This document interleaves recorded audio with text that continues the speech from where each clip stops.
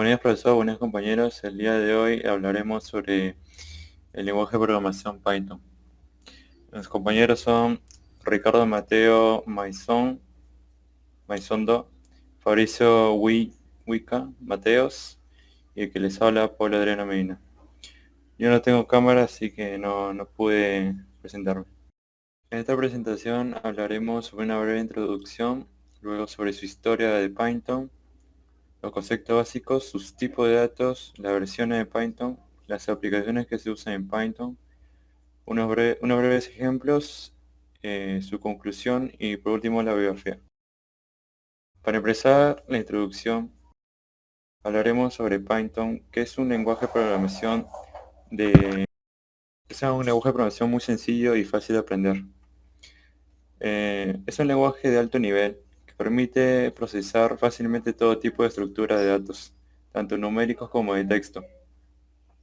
Python puede usarse para diferentes propósitos, como desarrollo web también, pero también para crear aplicaciones de escritorio. Automatiza las operaciones de bajo nivel, administrando memoria, y esto hace que el código sea más resumido. Pasamos a la historia. Guido Barros es el creador y responsable de Python. Se trata de un informático de origen holandés que fue encargado de diseñar Python y de pensar y en definir. En 1991, Barros publicó el código de la versión 0.9.0 en Arrows. En esta versión ya teníamos disponible clases con herencias, manejo de secciones, funciones y los tipos de modulares, como string, list, dict, entre otros. Además, en este lanzamiento inicial apareció un sistema de módulos adoptado, Módula 3. Morros describe este módulo como una de las mejores unidades de programación de Python. El modelo de secciones en Python es parecido al de módulo 3, con la adición de una cláusula else. En el año 1994 se formó Comp.lang Python, el foro de discusiones principal de Python, marcando un antes y después en el crecimiento del grupo de usuarios de este lenguaje. Ahora pasaré con mis compañeros. Les voy a hablar sobre los conceptos básicos en Python. Para empezar a programar debemos saber que se utiliza un lenguaje de programación que nuestra computadora entienda. De no ser así, pues simplemente no vamos a poder darle instrucciones a la computadora. Nosotros necesitamos darle un orden para saber cómo se va a ejecutar el programa, ya sea que se va a ejecutar primero, segundo, tercero, etc. A eso le llamaremos inicio de estructura de control. Seguido de eso vamos a darle una expresión que, si se dan cuenta, al lado izquierdo de la palabra hay un espacio. Ese espacio se puede dar mediante un tab o presionando 4 veces ese espacio. Para entender mejor esto, vamos a pasar a la primera imagen que nos dice: en la línea 1 del código hacemos un comentario que es una librería que nos permite caracteres españoles, ya sea la ñ, la tilde, y etc. Asignamos un valor de 10 a la variable a. Luego ponemos if a igual a 10. ¿Qué quiere decir esto? Que si a es igual y exactamente igual que 10, nos imprima tu nota es excelente. Print significa imprimir en pantalla y esa impresión debe estar entre comillas.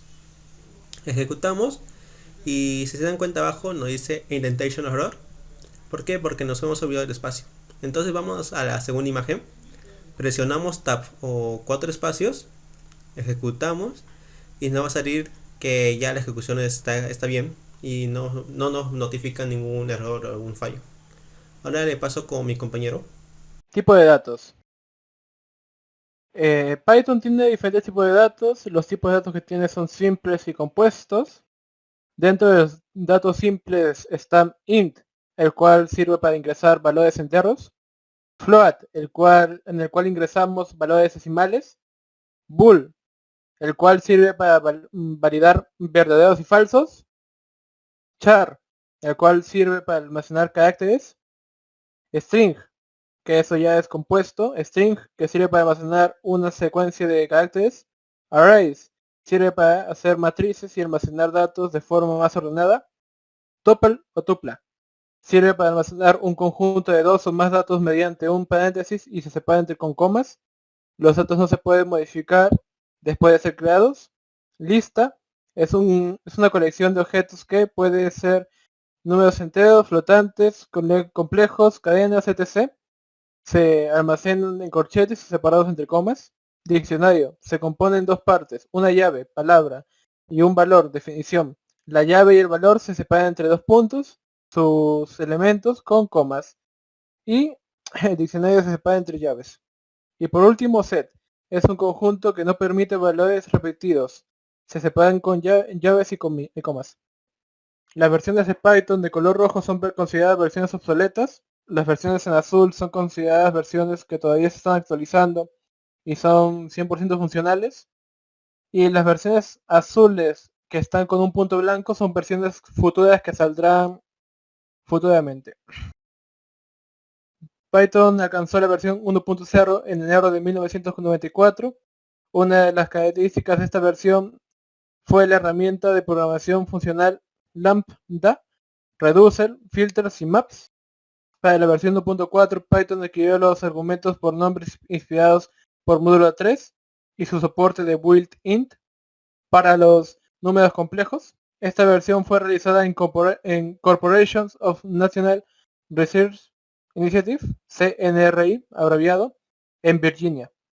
Para la versión 1.6, el equipo de desarrollo de CNRI abandonó el equipo en mayo del 2000 y CNRI solicitó que se creara una versión 1.6 que contenía todos los datos que se habían trabajado dentro de sus instalaciones. La característica que resaltaba, en la cual resaltaba la 1.6 es su compatibilidad con Unicode. Python 2.0 fue lanzada el 16 de octubre del 2000. Esta versión incluye una serie de correcciones menores y algunas optimizaciones, cadena de documentos y aplicaciones y mejoras de mensajes de error. Python 2.7 mejoró el manejo numérico. Hay algunas adiciones útiles a la biblioteca estándar como un módulo Unitest, el módulo Argparse y el módulo de colecciones, y muchas otras mejoras.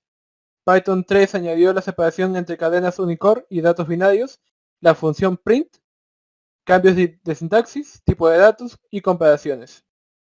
Por último, Python 3.9 añadió los operadores sindicales en disk, restricciones gramaticales relajadas para los decoradores, nuevas funciones en la biblioteca estándar, entre otras cosas. Aplicaciones de Python. Python ha desarrollado en Python se han desarrollado diferentes tipos de aplicaciones, como por ejemplo Instagram, el cual está escrito en la aplicación de Django, que está escrito completamente en Python. Ellos utilizaron Python debido a su reputación de simplicidad, practicidad y eficiencia. Netflix usa Python debido a su biblioteca estándar, su sintaxis concisa y limpia para sus expresivas, con las cuales pueden resolver un problema determinado. Spotify usa Python debido a los servicios de backend y el análisis de datos. La mayoría de los desarrolladores están felices de programar ese lenguaje.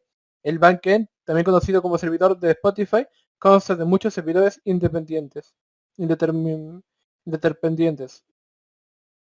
Pinterest usa Python en una versión de Django muy modificada a nivel de la capacidad de la aplicación Tornado y de forma muy selectiva, no del .js, como servidores web.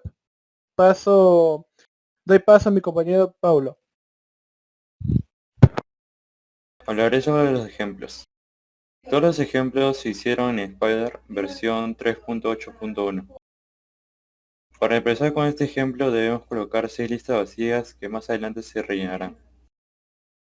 En la línea 8, whileTrue valida todo lo que está dentro de su función. En print hace que el programa imprima todo lo que está entre comillas.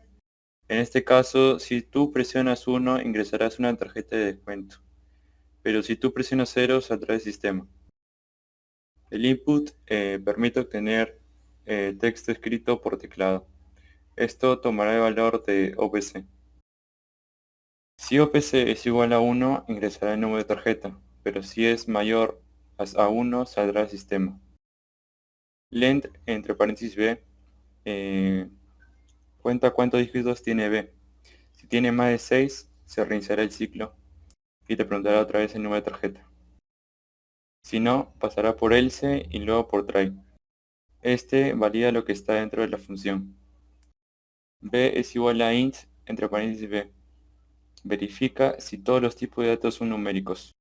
B, string B, sirve para convertir los tipos de datos a básicos del lenguaje.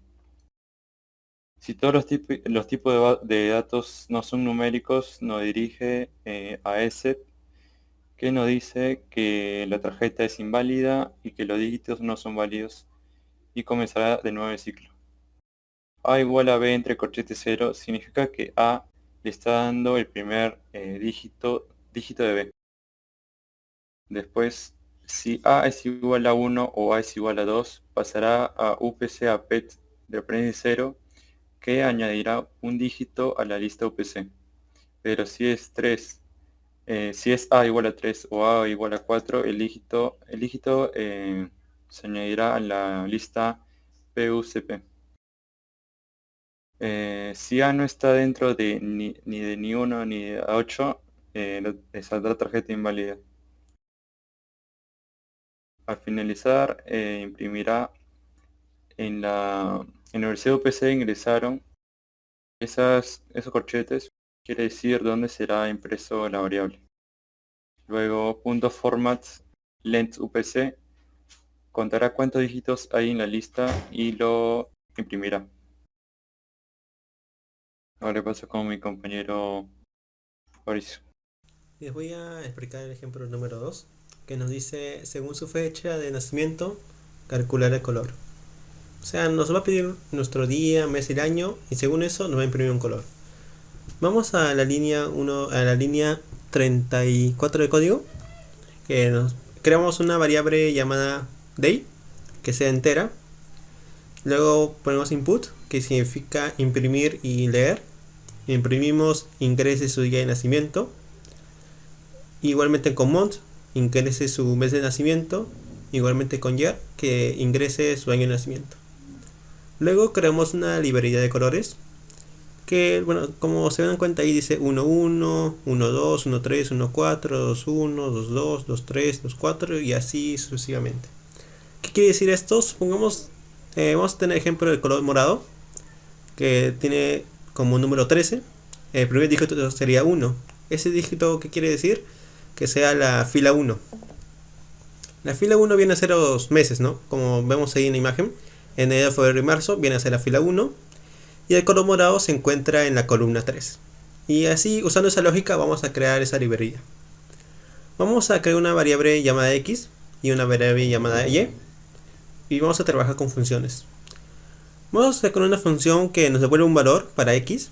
Y vamos a mandarle los datos ingresados, el día, el año. Y vamos a la línea 1 del código. Creamos una variable v que sea vacía, que va a almacenar un dato. Y preguntamos si el día es par y el año es par, que nos devuelve el número 1. Si no es así, si el día es impar y el año es par, que nos devuelve el número 2, y así sucesivamente hasta llegar al número 4. Y ahora lo mismo hacemos con el mes, con la variable y.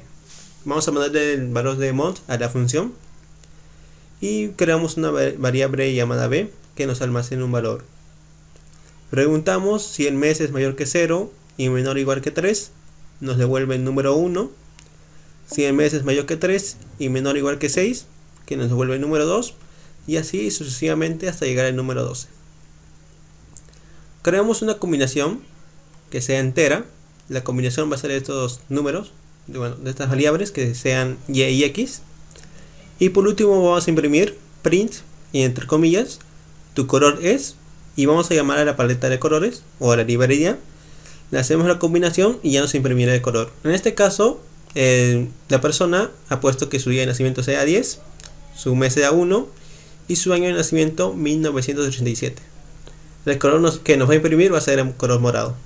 Como conclusión, nosotros concluimos que Python es un lenguaje de programación simple, práctico y muy eficaz, que tiene una gran variedad y un sinfín de usos, que cuentan con una comunidad muy activa, lo cual garantiza que este lenguaje va a ser actualizado con el pasar del tiempo, que tiene una proyección brutal, ya que se puede hacer de todo, y las empresas más importantes del mundo lo usan y lo solicitan también. Y acá demostramos la bibliografía usada para realizar este trabajo. Espero que haya sido de su agrado esta exposición, que hayan aprendido un poco más sobre el lenguaje de Python, y gracias por su atención brindada.